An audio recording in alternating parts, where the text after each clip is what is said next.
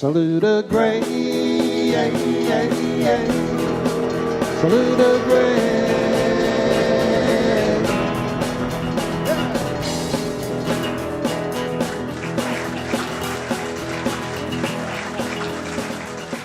I'm Forrest Jarrett. I'm from Madison County. I was born on a little 69-acre farm 90 years ago in a little log house that's still standing, that my mother and father built with their own hands for $212. My mother was from a large family, and her father gave each of the children a cow when they got married, but he didn't have a cow when my mother got married, so he gave them $10. They took the $10 and put the doors and the windows in the little log house. I can remember growing up, we grew tobacco and cattle, and I can remember selling cattle for 2 cents a pound. And I can remember selling burley tobacco for 10 cents a pound. A nickel looked big as a wagon wheel, I tell you. We had one mule, and my grandpa had a mule. So Marshall High School, Berea College for poor mountain boys. Each student had to work at least 2 hours a day. And if you didn't know what job to bid on, they would assign you a job.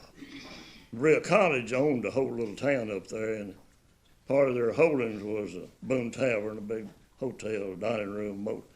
And so my first job at Berea College was carrying trays from the kitchen out in the dining room, 18 cents an hour. But you didn't get the 18 cents. It went on your tuition. As soon as I got out of graduated in Berea, Corps in War. My kinfolks, EY and Zeno, made sure that I got drafted in the first round.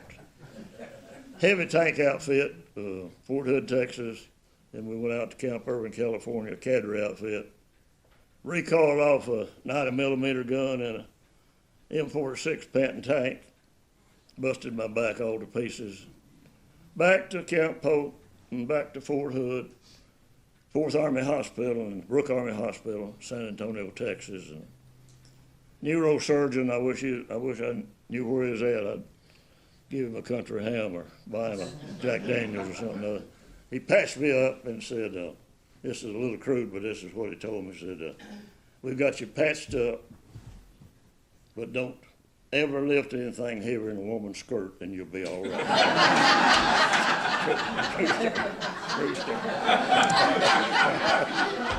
Anyway, back to Madison County, and Zeno was a chairman of the Democrat Party, and his brother EY was a Madison County sheriff, and Liston Ramsey was a Speaker of the House, and Eldridge Leak was a county attorney, and they said, as Mr. Rapp has already alluded to, they said, see you in hell before you get a job in Madison County. So my father was a good friend of Sheriff Jesse James Bailey, only man in the history of North Carolina, sheriff in 2 counties. He worked for the railroad police and got a leave of absence, ran for sheriff in Madison, and that is awful hard on the bootleggers. All those are corn liquor stills that he cut down, and that picture's made in front of the Madison County Courthouse. Went back to the railroad and worked a little while, and then got a leave of absence and ran for sheriff in Buncombe County. He was elected sheriff in Buncombe County.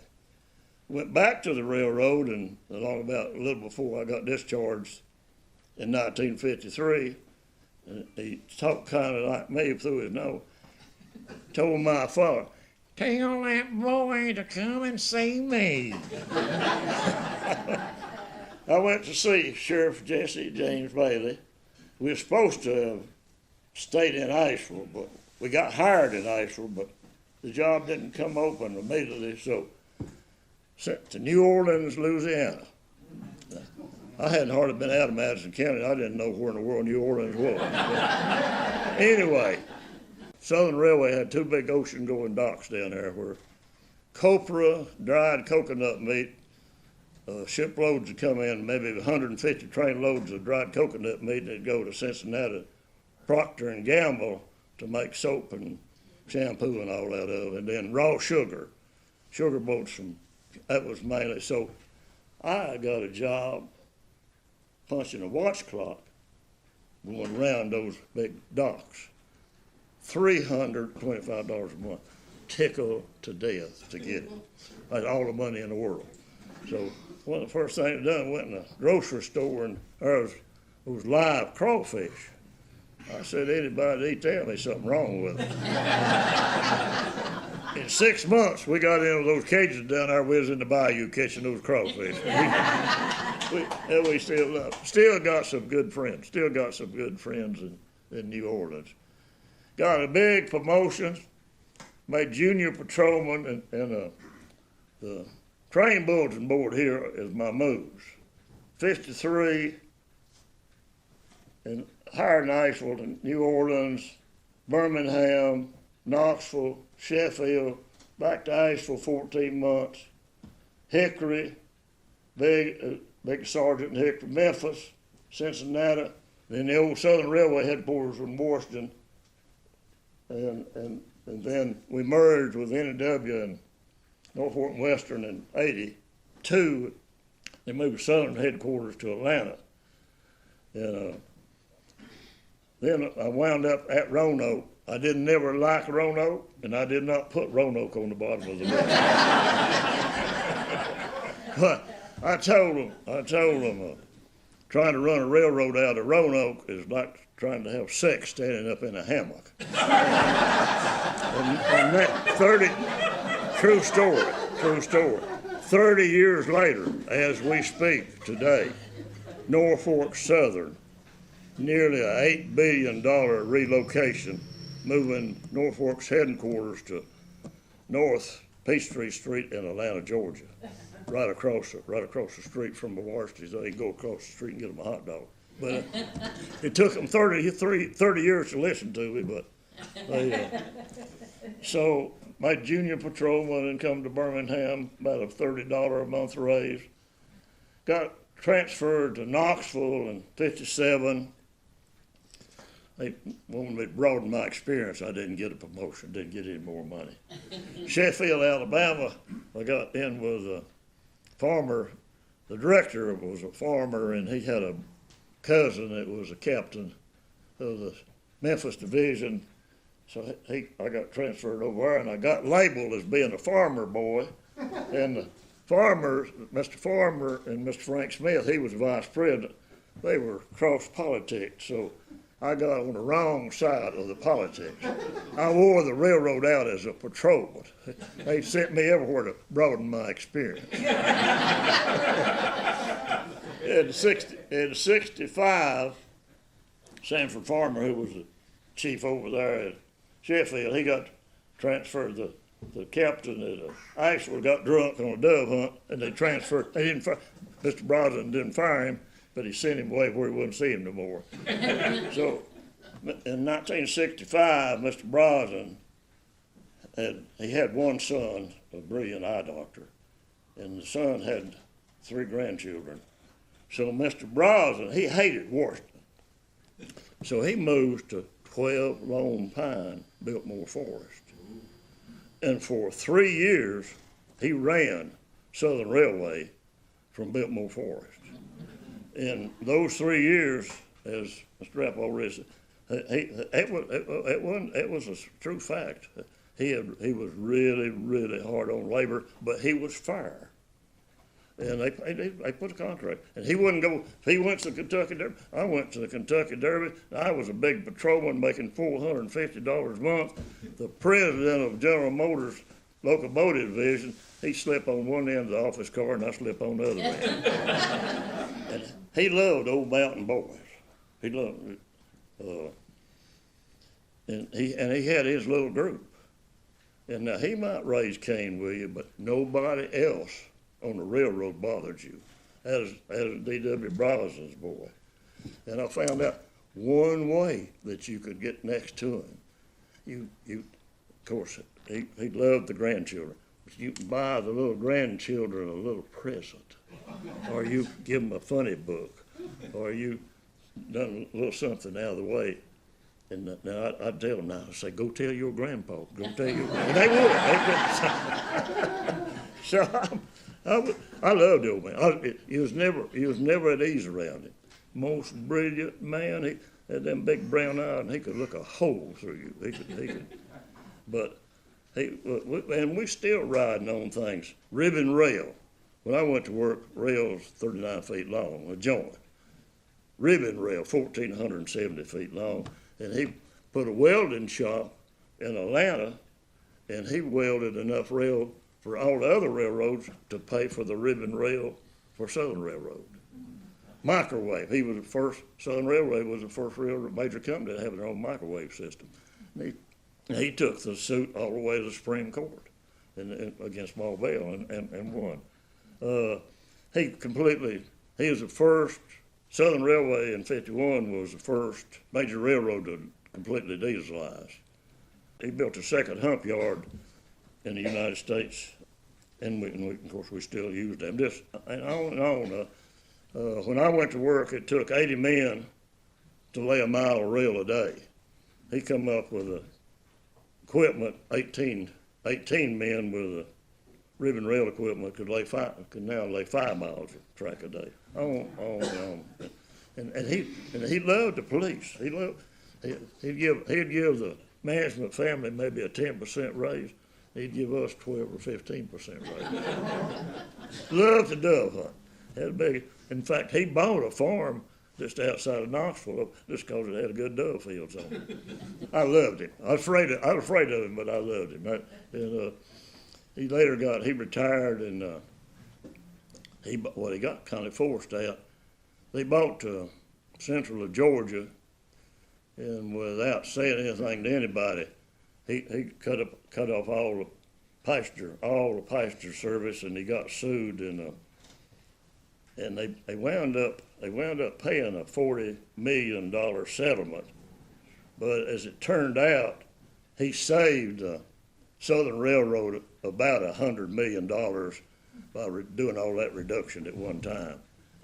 But in '67 they did force him. And he retired there in Asheville, and he developed cancer about 3 or 4 years later. And his son, who was a brilliant eye doctor, sent him to Emory for cancer treatment, and he sent the company plane down there. He was allergic to it, and I'll always regret it. We went out there and picked him up at Emory and carried him back to the company plane, and the pilot said, ride, he still raised a lot of hell.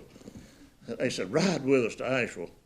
And I had a little old meeting, and I should have rode with him, and he didn't live with about a couple of months, but So while at Asheville, our territory was saluted here, and of course they had the coal trains and Belmont coal train and regular freight trains, and they'd come to regular air pressure.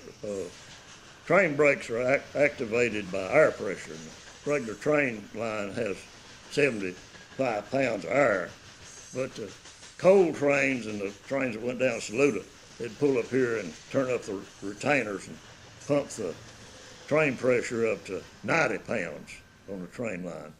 And it'd go off the mountain, especially at night. I don't know if you may have seen them, but every brake shoe on every car, the sparks were just pouring off of it. It looked like a whole mountain was on fire. And I don't know why, but a passenger train in the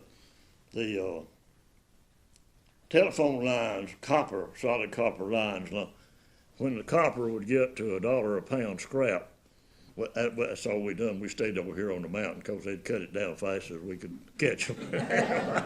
Well, the chief deputy's son at Polk County, close. We caught him, and we wished we hadn't caught him, but we got him.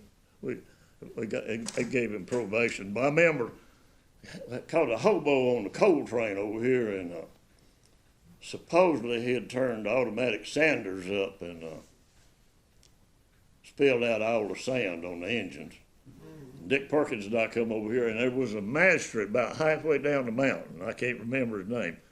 We took that old hobo down there and took him before that magistrate. 11 months and 29 days probation. We brought him out and gave him $5 and put him on the bus and sent him to Spartanburg. That's the gate to Brosnan Forest. 16,000 acres, 300 miles of road. And when I was working, that was part of our duties. The budget was $1.5 million a year, 45 employees. Southern had 3 Gulf Streams, and I was in the railroad police business, and I wasn't very smart, but I knew that I needed all the help. So they would let me have 2 hunts at Brosnan Forest. I'd get those Gulf Streams, and if you was a chief of police in Kansas City, I would send and get you. And the bar was never closed. And I would pick you up in Charleston and bring you to Brosnan Forest. And I learned 2 things. You couldn't never shoot up all the shotgun shells, and you couldn't never drink all the adult beverage. I tried both of them. And when all the guns, all the shells, all the game, all the food, all the license, 3-day hunt. And that's about as much as your shoulder could stand. And I got to where I couldn't walk. They had a great old big covered wagon and a big team of mules, and folks like me couldn't walk. They'd put the quail out beside the driveway. You'd ride the wagon out, and the bird dogs would, and you'd get off the wagon and shoot the cutlery rosin in if you wanted to. But they'd pack you a big game box, quail, pheasant, trout, deer, chucker, and put you back on the plane. And while you was down there, I wrote your name down. And if I ever needed anything in Kansas City, Cleveland, Ohio, New Orleans, Louisiana, I could always get a call through. Mr. D.W. Brosnan loved country music. On the Carolina Division, when he was running the railroad, they said to get a job on the Carolina Division, you didn't have to know how to play a guitar. We'd give you 30 days to play a guitar. We'd give you 30 days to learn. So we took it. It was members of the railroad police department who could play a guitar, and it's really it's about the 3rd generation now. And when we won't get to that, but we took him. He would have staff meetings out at Alwood, and the band went out there and played. And is the band still together? The band is still together, and about the 3rd or 4th generation, and they're headquartered down at Brosnan Forest, And one little perk I still get, I have a cookout barbecue for the Smoky Mountain Police and the following year out on our farm, and they still come up and play. When I went to Memphis, I got into that as a barbecue capital of the world. I got in, those boys over there taught me how to cook. And the first thing we done was cook the big coon before we put the hog on. But when I went to Cincinnati, as division chief, the master mechanic up there, head of the mechanical department, he was from Salisbury, and he loved it.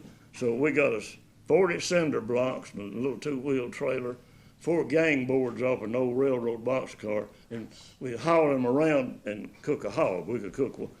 And we was cooking at Cincinnati, Greater Cincinnati Airport, and hog caught on fire. And old Bill said, "Where in the world are we gonna get 300 pounds of chicken?" We scraped that hog off. We scraped it, just charred it. The best barbecue we ever cooked. I told him, I said, if we ever amount to anything, we gonna build us a barbecue cook. I never did amount to anything, but he got promoted to general manager of the Coster's roadway shops, and we built. I was the mouthpiece, and he said, "You call my boss and get us permission." I called his boss and told him it'd cost $5,000. the trailer just cost more than $5,000, but we built a 24-foot long, triple deck, 5,200 pound, fold down smokestack, load levelers, generator with lights, food box, wood box, and I burned up 2 police cruisers before I got sense enough to get a Suburban toward that thing. But we could cook 70 hams on that thing at one time, and we took it all over the railroad. We took police, FBI training sessions, state police training sessions, and we'll jump the gun a little bit. The Association of American Railroad Police had for at least 20 years, maybe 30, tried to get a bill through United States Congress giving railroad police a federal commission like a FBI and a Secret Service, and we took that cooker around to all over Norfolk Southern for a couple of years. And you talk about kissing up and politicking and talking good, but we got the entire police community on our side. And then this is the major crime bill of 1990, and I learned a long time you wanted to get your legislative matters attached to something that was going to pass. So we got two pages of the Railroad Police Federal Commission in this bill, and Mr. Strom Thurmond got it through the Senate. And Bush 1 was supposed to have signed it in the Rose Garden, and we was going to go over and make pictures. Well, he was working on that NAFTA deal, so Strom said, y'all come on up here, and we'll make all the pictures y'all want to make. So that's me and old Strom up there, and that was my last goal. I've kind of jumped ahead, but he said, how many children do you have? I said, 2 sons. So he autographed 2 copies. He said, it'll be something your children are proud of. So that was my last goal, and that's something I was really proud of. I was really